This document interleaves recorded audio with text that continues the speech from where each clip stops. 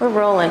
So we're in our studies of Mindlift, and I want to start by saying Casper, who's the author and one of my favorite teachers on the planet, is going to be here at the Shala May 19th and 20th. We're going to do an evening Mindlift workshop on the 19th, which is a Friday. I just confirmed that with Casper last night, actually. I got it email back this morning. And then on Saturday, it's going to be an all-day Wim Hof for those of you that are Wim Hofers. So I'm putting that out there for everybody.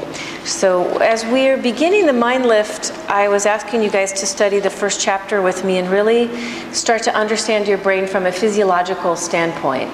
So just review with me really quick. We've got three parts of the brain. The deepest part of the brain, the oldest part of the brain, is the reptilian brain. What does that have to do with?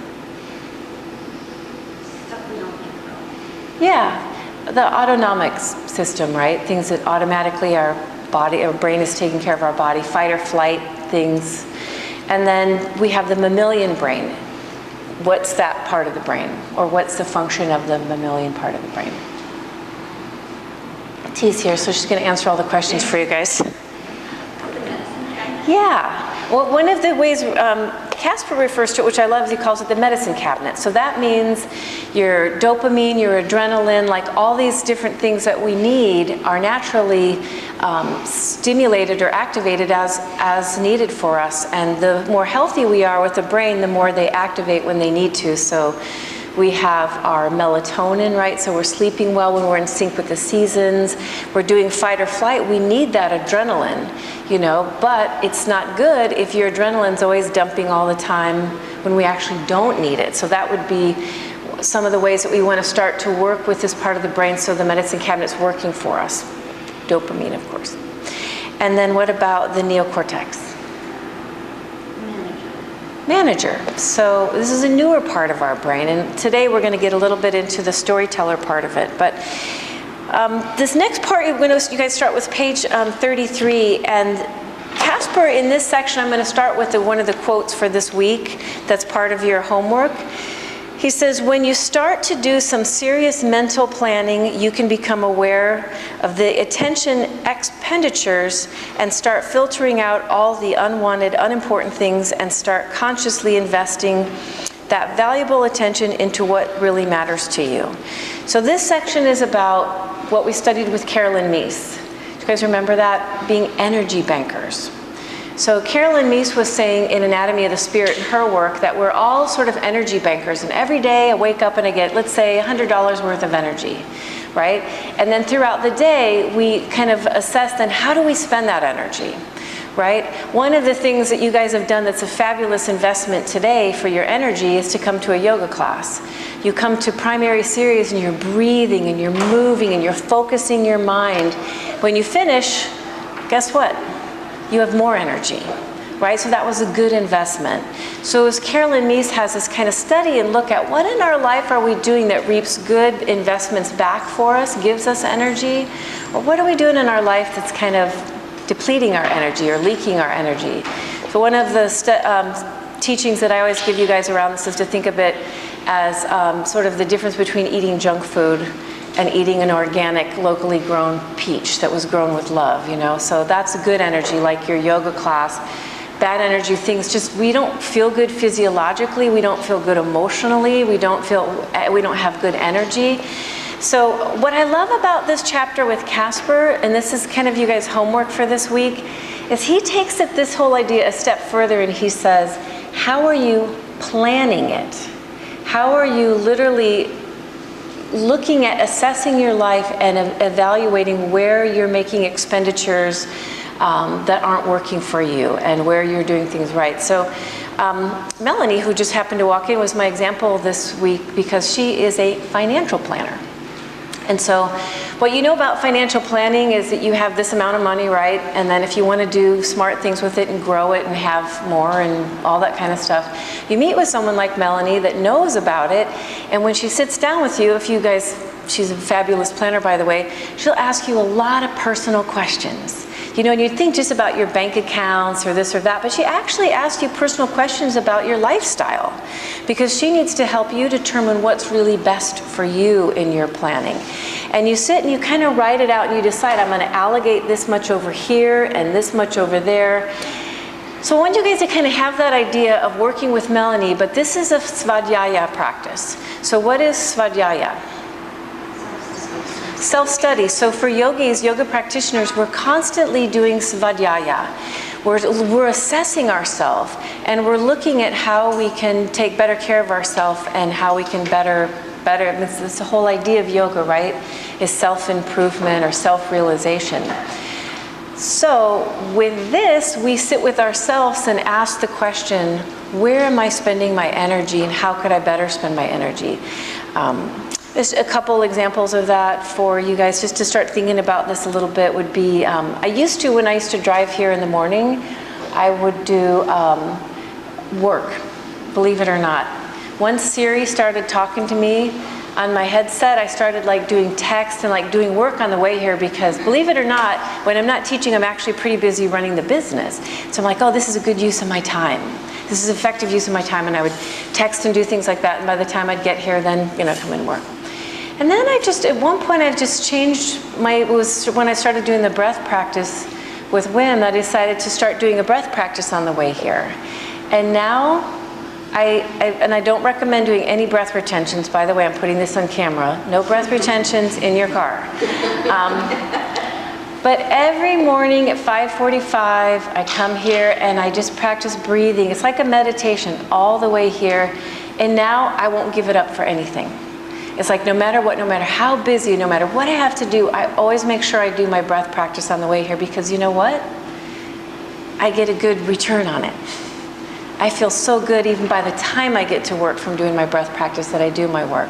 So it was just one little tweak in how I was investing one small portion of my day that made a huge difference. So for conference, I want you guys to ask yourself, just take any day of the week, let's just say Monday. Monday morning, you guys wake up. And I don't want you to think about it like as a whole day because actually that's too big. I want you to break your life down into like how we spend our moments is really how we spend our days. How we spend our days is really how we spend our lives, right? So if I break down just 3 hours of like, you wake up in the morning, what is the first thing you do? And I know some of you, like I'm going to guess that Nimu's first thing she does is she does a little puja, right? Some prayer, some devotion. Some of you go right to the kitchen and start making your coffee. That's good, right?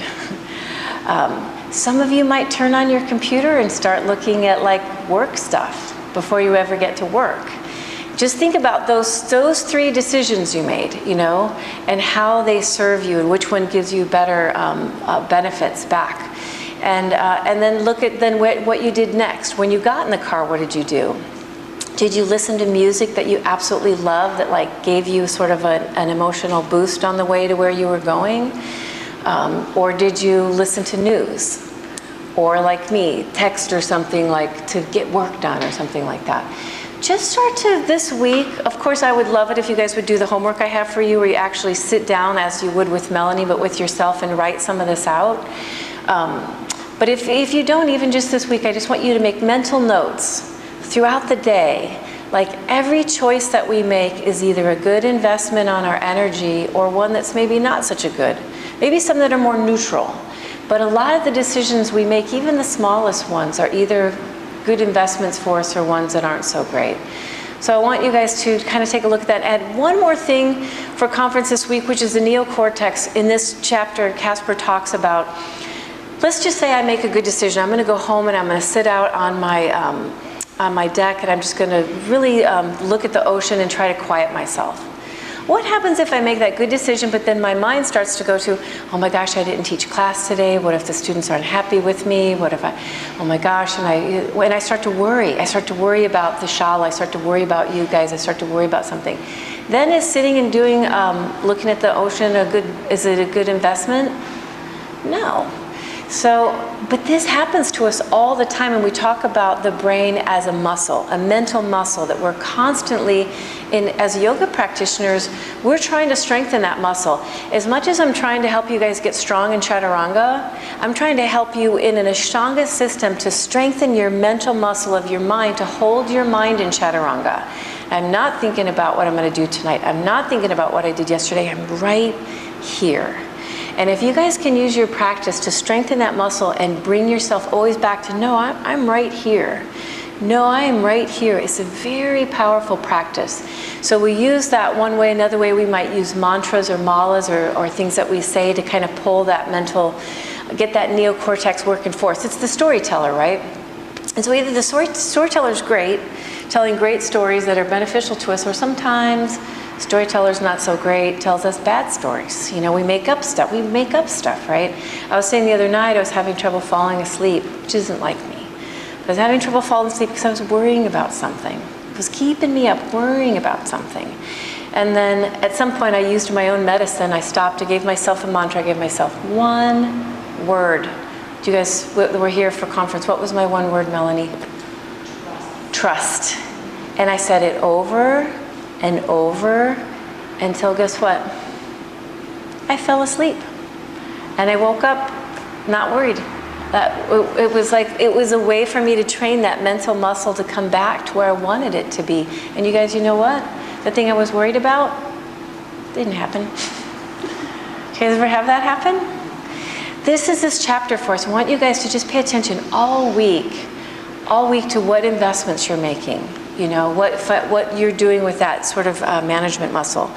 So I'm going to end with this. Carolyn Meese also said, this is one of my favorite quotes from her, just a little something to hold you guys to your thinking this week is, what drains your spirit drains your body, and what fuels your spirit fuels your body. So on all the decisions you make this week. Mom stapled this homework on the back for you guys, so make sure you do it right. This week, let's do mental financial planning. Make a list. Where are you spending your energy that is good investment with energetic returns, and where are you making poor mental energy choices? And then lastly, I want to come back to last week. So I was sharing with you Richard's beautiful message to us through his services, and I was sharing the quote by Mary Oliver that he loves so much. Tell me what you plan to do with this one precious life. And Richard wrote out on a notebook, what do I plan to do with this precious life? And he answered it. He said, love, service. What else did he say? Challenge and inspiration and gratitude. Those were the things that he worked on. And so I feel like ask yourself that question again this week. We just realized life is so precious. And this idea of looking at how we invest ourselves is just one way to look at, like Richard did, just really closely, like, what are you doing with your life? You know, in the smallest departments, what are you doing with your life? Namaste.